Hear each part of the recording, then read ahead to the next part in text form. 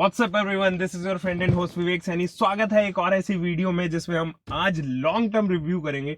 इस गाड़ी को लगभग 3 साल हो जाएंगे, 2.5 साल तो ऑलरेडी हो चुके हैं, पूरे 3 साल के करीब ये हो चुकी है। मेरे दोस्त की गाड़ी है, इसके ऊपर मैंने एक और वीडियो बनाई थी, तब इसका फेसलिफ्ट नहीं आया था। लास्ट ईयर की वो वीडियो है, शायद आपने देखी भी हो, काफी अच्छी वीडियो रही थी वो भी। तो आज इस गाड़ी का लॉन्ग टर्म रिव्यू करेंगे, देखेंगे कहाँ कहाँ दिक्कतें आई हैं गाड़ी में, क्या सर्विसिंग कॉस्ट आई है इसकी, और आपको ये गाड़ी खरीदनी चाहिए कि नहीं खरीदनी, बिकॉज फेसलिफ्ट ऑलरेडी आ चुका है इसका। बट हाँ, वो केवल एक फेसलिफ्ट है, उसमें कुछ भी मैकेनिकल चेंजेस नहीं आए, केवल कॉस्मेटिक चेंजेस आए हैं। अंदर से भी इंटीरियर्स में हालांकि काफी चेंजेस आए, अब तो काफी अपडेटेड कर दी है वो गाड़ी। तो स्वागत करते हैं एक और नए दोस्त का। Hello Vivek. Hi Arvind. So is Arvind, मेरा कॉलेज का फ्रेंड है, और इसके साथ में एक और वीडियो आपने देखी होगी। अरविंद, गाड़ी कैसी चल रही है? गाड़ी बढ़िया चल रही है, कोई दिक्कत नहीं। कोई दिक्कत नहीं है बस लेकिन जब से नया अपडेट आया तो कुछ चीज़ें ऐसी हैं जो फील होती हैं कि यार मेरी गाड़ी में भी ये चीज़ होनी चाहिए थी, या मैं चाहता हूँ कि वो चीज़ इसमें लगवा लूँ, लेकिन जो पॉसिबल नहीं है। हाँ, ये बात तो फैक्ट है। बहुत सारी ऐसी चीजें आई हैं, जैसे कि इंजन स्टार्ट ऑफ बटन जो है वो ज्यादा बड़ा हो गया है। इसके टायर साइज में तो हालांकि कोई दिक्कत नहीं है। इंटीरियर्स भी काफी लग्जूरियस बना दिए गए हैं। देयर आर थीम, जो अलग अलग कलर्स की थीम आपको नजर आएगी गाड़ी के अंदर। यहाँ पे एक नया फ्लोटिंग इंफोटेनमेंट सिस्टम और एक्शन कंट्रोल अब आ गया था। तो बहुत सारी ऐसे स्पीड लिमिटर जैसे फीचर्स जैसे कि एड ऑन हुई थी। जो आपको स्टेयरिंग माउंट्स है वो भी, उसमें भी कुछ खासा बदलाव आया है। और जो आपका इंस्ट्रूमेंटल क्लस्टर है उसमें मेजर अपडेट है। अभी जो इंस्ट्रूमेंटल क्लस्टर है वो काफी छोटा है। हाँ अरविंद, कुछ कह रहे थे? बस मैं ये कह रहा था, जैसे बहुत सी चीज़ें, जैसे रिवर्स कैमरा हुआ इसमें मिसिंग है, टच स्क्रीन इसमें मिसिंग है, साइड के मिरर्स को फोल्ड करने के ऑटोमेटिक फोल्ड रिट्रैक्टेबल, ठीक है, हाँ। वो मिसिंग है। और और बाकी ये है कि प्लेन लगता है, सिंपल लगता है, कोई दिक्कत नहीं है। वैसे ये भी अच्छा है, लेकिन वो थोड़ा ज्यादा अच्छा लगता है आज के टाइम के हिसाब से। तो देखिए, 2012 या 13 के करीब में ये गाड़ी आई थी, और इस गाड़ी ने लिटरली धूम मचाई थी इस सेगमेंट में। बिकॉज सेगमेंट में इससे पहले कोई गाड़ी ही नहीं थी। टाटा सूमो, बुलेरो वगैरह वो हुआ करती थी, वो भी 4.2 मीटर की रेंज में आ जाती थी। इस गाड़ी ने शुरुआत करी थी कॉम्पैक्ट एसयूवी की इंडिया में। उसके बाद धड़ल्ले से जब इस सेगमेंट में गाड़ियां आने लग गई, तो ये कहीं ना कहीं आउटडेटेड फील करने लगी। तो फोर्ड ने एक अपडेट लाने के लिए, एक फेसलिफ्ट लाने के लिए, नवंबर के महीने में, मेरे ख्याल में 9 नवंबर को वो रिलीज हुई थी last year. Anyway, let's just start this video. तो सबसे पहले seat belt, which is very mandatory. Engine start off button को मैं अभी भी देख सकता हूँ, बहुत छोटा सा क्यूट सा इंजन स्टार्ट ऑफ बटन दिया है। There you go. So this is basically a 1.5 litre diesel engine. Hand brake के साथ में आर्मरेस्ट भी यहाँ पर दिया गया है, बहुत छोटा सा और क्यूट सा ही आर्मरेस्ट है, और सिर्फ ड्राइवर के लिए। हाँ, केवल ड्राइवर के लिए है, ये तो है। क्योंकि फ्रंट में तो केवल ड्राइवर के लिए ही आती है, उसको बस यूज कर सकते हैं दोनों ही, क्योंकि ब्रॉड हो जाता है। बाकी पीछे तो नहीं दिया है, पीछे आपको नए वाली गाड़ी में जरूर मिल जाता है।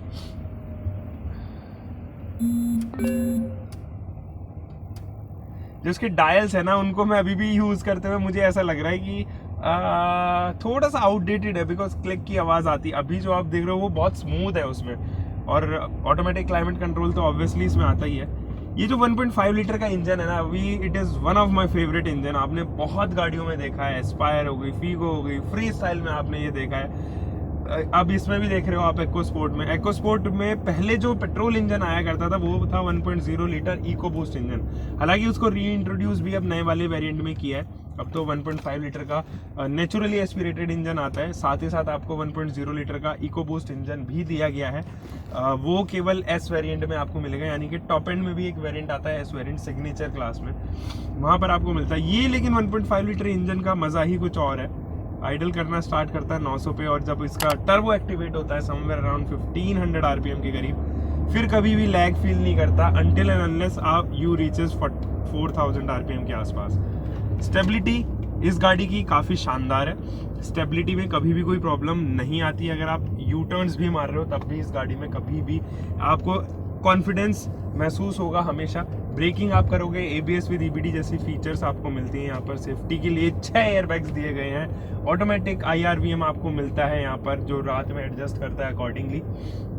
बहुत सारी ऐसी फीचर्स के याद में आती है, जैसे कि आपको रेन सेंसिंग वाइपर वहाँ पर, एंड ऑटोमेटिक हेडलैम्प जैसे सेंसर आपको फ्रंट में मिलता है। इंफोटेनमेंट सिस्टम हालांकि इस गाड़ी का आउटडेटेड है, 2DIN सिस्टम ही है, लेकिन उसमें भी आपको कहीं ना कहीं एक प्रीमियम फील जरूर आएगी, क्योंकि ब्लू कलर का इल्यूमिनेशन है उसमें। जो सबसे मेजर चीज़ थी यहाँ पर जो इसकी MID थी वो बहुत छोटी दी गई थी। मेरे को तो 2.5 इंच के करीब की MID बहुत लग रही छोटी है, लेकिन सारी इन्फॉर्मेशन उस पर डिस्प्ले हो रही है, जैसे कि रेंज कितनी है, आउटसाइड टेम्परेचर और क्या कहते हैं इंस्टेंटेनियस माइलेज भी आपको यहाँ पर दिखता हुआ नजर आएगा। लेकिन इतनी बड़ी गाड़ी अगर आप खरीद रहे हो और इंस्ट्रूमेंटल क्लस्टर जो है वो छोटा दिया गया है तो कहीं ना कहीं दिक्कतें थी, तो इसीलिए अपडेट भी किया गया। अब आपको इंस्ट्रूमेंटल क्लस्टर भी काफ़ी मिलता है, हालांकि वो बहुत ही ऐसा लगता है प्लेन सा लगता है। बिल्कुल, हाँ बिल्कुल सही कह रहे हो, उसमें कुछ ज़्यादा मज़ा नहीं आया, उससे बढ़िया तो ये वाला था। Anyway, let's just come to the point again. Under thigh support front और रियर की सीट्स का लाजवाब है। कंफर्ट जोन बहुत अच्छा है इस गाड़ी का। जब सीटिंग अरेंजमेंट की बात आती है तो बहुत अच्छा सीटिंग अरेंजमेंट है, सारी चीज़ें ठीक है। अब लॉन्ग टर्म रिव्यू की बात करते हैं कि 2 साल में या 3 साल में लगभग क्या बदलाव आया है गाड़ी में, क्या क्या चेंजेस है। देखिए, सबसे बड़ी दिक्कत थी इस गाड़ी के अंदर की इसकी जो फ्रंट की ए पिलर था वो काफ़ी थिक था। काफ़ी थिक होने की वजह से आपकी विजिबिलिटी जो है थोड़ी सी डिक्रीज होती थी। सेम हैपन्स विद पीछे भी आपको नजर आएगा कि जो आपका सी पिलर है वो काफ़ी थिक है। थिक होने की वजह से विजिबिलिटी ऑब्वियसली होनी बहुत मैंडेटरी हो जाती है, जो कि अभी फेसलिफ्ट में भी बरकरार है, बिकॉज ढांचा सेम है गाड़ी का, केवल कॉस्मेटिक चेंजेस आए हैं। अब देखिए 2.5 साल में क्या क्या चेंजेस इसमें आया है। अरविंद, आप ये बताइए, माइलेज में कुछ अंतर पड़ा है या पहले जैसा माइलेज ही गाड़ी दे रही है? माइलेज में थोड़ा सा अंतर है, थोड़ा सा अंतर है। इंक्रीज या डिक्रीज? डिक्रीज में। डिक्रीज हुआ है। क्योंकि ये है ना कि जब नई नई गाड़ी रहती है हम इसको संभाल के चलाते हैं, लेकिन जैसे जैसे पुरानी होने लगती है हम रफ चलाने लगते हैं। ठीक है। तो जैसे जैसे रफ चलाते हैं तो अभी अराउंड ये 16 का देती है अगर 16, रफ ठीक। चलाते हैं। मोस्टली अभी इसी को रफ ही चला रहे हैं क्योंकि अभी भी 15 का दिखा रहे हैं इंस्टेंटेनियस माइलेज भी, जबकि मैं कुछ हार्ड एंड रफ नहीं चला रहा हूँ। और एक चीज़ और, टायर्स में कुछ खासा बदलाव मैंने देखा नहीं, क्योंकि 2.5 साल पहले जब आई थी और अभी भी जो ट्रेड्स हैं तो 2.5 साल में कुछ खासा बदलाव आया नहीं है। टायर ज़्यादा घिसे नहीं है। नहीं, ज्यादा नहीं घिसे हैं टायर, काफी अच्छे हैं, अच्छी क्वालिटी के टायर है। और फिर एक चीज और होती है कि जब हम अलाइनमेंट अगर अपनी गाड़ी का ठीक रखते हैं तो उससे टायर घिसते कम है। हाँ, अलाइनमेंट तो ऑब्वियसली, अगर अलाइनमेंट हमारा आउट रहेगा तो हमारे टायर जल्दी घिस जाएंगे। अदरवाइज टायर मेरे हिसाब से कम 1 लाख किलोमीटर चलने चाहिए। 1 लाख नहीं तो पॉसिबल 60,000 नहीं है। 60,000 तो एटलीस्ट 60 के करीब तो ठीक है, मैं एक्सेप्ट कर सकता हूँ। 1 लाख बहुत ज़्यादा हो जाता है। मिशलिन वगैरह भी 60 के आसपास ही एक्सपेक्टेड रहते हैं। क्लेम तो वो ज़्यादा ही करते हैं, बट चलते नहीं है। बहुत ज़्यादा क्लेम करते हैं लेकिन वो प्रैक्टिकल नहीं है ना। नीचे मैंने जैसे अभी देखा था, नीचे गाड़ी के नीचे भी कोई खास रस्ट वगैरह नहीं आई है कुछ भी इन 2-2.5 सालों में, 3 सालों में। नीचे गाड़ी के नीचे, जबकि अंडर आपने नीचे कोटिंग तो कोई कराई नहीं थी, नहीं, कुछ नहीं, रस्ट कोटिंग तो कुछ भी नहीं कराया था। फिर भी अगर रस्ट नहीं आई है तो that is very good symbol. क्योंकि मैं देखता हूँ कि मफलर के नीचे जो है ना, अक्सर गाड़ियों के मफलर के नीचे भी रस्ट जमने स्टार्ट हो जाती है। हालांकि बहुत क्वालिटी चेक्स के साथ में गुजरती है गाड़ी अब जो बनने लगी है, तो मुझे नहीं लगता अभी कुछ खासी दिक्कत है रस्टिंग को लेके नीचे। अगेन बात करते हैं इंजन के परफॉर्मेंस की, तो कुछ बदलाव लगा इंजन के परफॉर्मेंस में आपको? क्योंकि मैं जैसा महसूस कर रहा हूँ मुझे तो कुछ खासा बदलाव नहीं। इंजन के अकॉर्डिंग कोई दिक्कत नहीं, इंजन जैसा पहले था वैसा ही अभी परफॉर्म करता है, कोई दिक्कत नहीं आती। यानी कि इंजन काफ़ी रिलायबल है। बहुत रिलायबल इंजन इसका काफ़ी रिलायबल है। हमने फिगो, फोर्ड, इंस्पायर इन सब में देखा है। तो इंजन के मामले में 1.5 लीटर का कुछ भी ऐसा मुझे लगता नहीं है। ये बहुत ही लगभग परफेक्ट इंजन है।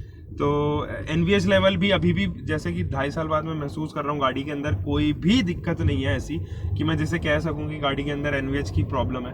नो, कुछ भी साउंड ऐसी नहीं आती है, रोड नॉइज ऐसी नहीं है अंदर की हमें लगे कि भाई एक डीजल इंजन हम चला रहे हैं। मुझे तो खासा बदलाव नहीं आता है। हालांकि यहाँ पे वाइब्रेशंस भी कुछ भी नहीं है, ना फुट पैडल पे, ना फिर ना गैस पैडल पे, ना एक्सीलरेशन पैडल पर, ना ही गियर शिफ्ट्स पे कुछ भी मुझे यहाँ पर ऐसी वाइब्रेशंस नज़र नहीं आती है। हाँ, क्या डीजल इंजन में थोड़ा नॉइज तो एक्सपेक्टेड है ही पेट्रोल इंजन से कम। अंदर आने के बाद ऐसा नहीं लगेगा कि हाँ मतलब हल्की फुल्की तो आती है, बट ऐसा नहीं है कि बहुत ज़्यादा है। एग्जैक्टली। देखिए, अभी विजिबिलिटी की दोबारा से मैं बात करता हूँ। जो उसका बोनेट है उस पर भी आप आराम से नज़र आ रहा है, वो बहुत ज़्यादा नज़र नहीं आएगा। तो आपको ये है कि जब भी आप शार्प टर्न्स ले रहे होंगे या फिर आप किसी ट्रैफिक में चला रहे हो गाड़ी, या फिर किसी लेन में चला रहे हो जहाँ पे बहुत कंजस्टेड एरिया है, वहाँ पर आपको दिक्कत नहीं होगी। वहाँ पर आप इजीली संभाल पाओगे गाड़ी को कि भाई हाँ अभी लगने वाली है। बोनेट का एज टू एज नहीं है जैसे हमारे स्कॉर्पियो में आता है, वो एकदम एकदम क्लियर होता है उसका, क्योंकि एज टू एज हम देख सकते हैं बिल्कुल बम्पर टू बम्पर। लेकिन इसमें है कि कुछ हद तक दिखाई देता है, हमें नहीं वो एक प्योर एसयूवी है भाई, और ऊपर से उसका इंजन भी बहुत मैसिव है, तो जगह चाहिए ही ऑब्वियसली। साइज भी ज़्यादा है उसका, कैपेसिटी ज़्यादा है। बॉडी रोल की समस्या इसमें बहुत ही कम है। एक चीज़ और जो अरविंद मैंने नोटिस की है वो ही इसकी प्लास्टिक। जब मैं प्लास्टिक में देख रहा हूँ तो रफ स्ट्रक्चर ऑब्वियसली बने हुए हैं, छोटे छोटे एलिमेंट्स हैं इसमें, लेकिन ये गंदी बड़ी हो गई है। मुझे ऐसा लग रहा है कि गंदी हो गई, या तो ऐसा हो सकता है कि साफ नहीं करी है। बट हाँ, एक चीज़ ज़रूर मैंने देखी, मैंने मारुति सुजुकी की गाड़ियाँ देखी हैं, उन्होंने 2-2.5 साल में, जैसे प्रवीण की गाड़ी है बलिनो, स्क्रैचेस आने लग जाते हैं प्लास्टिक में, तो इसमें मुझे कहीं पर भी ऐसे स्क्रैच नज़र नहीं आ रहे। इनफैक्ट जो इसका डोर ओपनिंग स्विच है उस पर भी कोई खासा स्क्रैच नहीं है, हालांकि यहाँ पर भी क्रोम का यूज़ किया गया है या फिर मेटल का यूज़ किया गया, तो स्क्रैच आने थोड़े बहुत बनते थे, बट बहुत ही मिनिमल स्क्रैचेस हैं यहाँ पर भी। प्लास्टिक थोड़ी सी गंदी तो हुई है, but anyway we can cope up with it. अच्छा, एसी की परफॉर्मेंस मुझे भी कुछ बदलाव नहीं आ रहा है। एसी की परफॉर्मेंस काफ़ी चिल है, पहले भी हुआ करती थी, अभी भी जो नया वाला कंप्रेसर है सेम कंप्रेसर यूज़ किया गया है। तेरा एक्सपीरियंस कैसा रहा एसी के साथ? एसी के साथ में अभी तक, मतलब इतने टाइम के बाद भी एसी का एक्सपीरियंस अच्छा रहा, कोई दिक्कत नहीं आती है। मैंने देखा है अक्सर कि जो पुरानी गाड़ियाँ हो जाती है तो उनका एसी काम करने, मतलब क्योंकि एसी की वो सर्विस जल्दी मांगने लगता है, लेकिन इसमें ऐसा नहीं हुआ है।